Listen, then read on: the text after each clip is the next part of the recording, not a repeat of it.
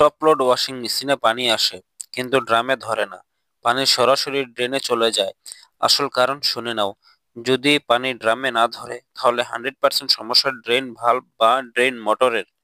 পানি লেভেল ঠিক না হওয়ায় মেশিন ওয়াশ স্পিন কিছুই স্টার্ট করবে না।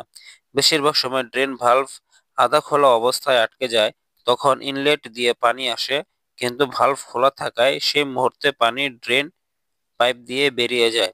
আরেকটা কারণ হলো ড্রেন মোটর নষ্ট হয়ে যাওয়া। মোটর ভালভ বা বন্ধ থাকতে পারে না, তাই পানি একটানা বাইরে বেরিয়ে যায়।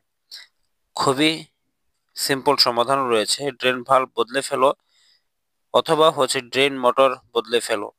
এই দুটোর সাহায্যে কিন্তু এই সমস্যার সমাধান করা যায়। যদি ড্রেন মোটর খারাপ হয়ে যায়, ড্রেন মোটর পরিবর্তন করে দিতে হবে।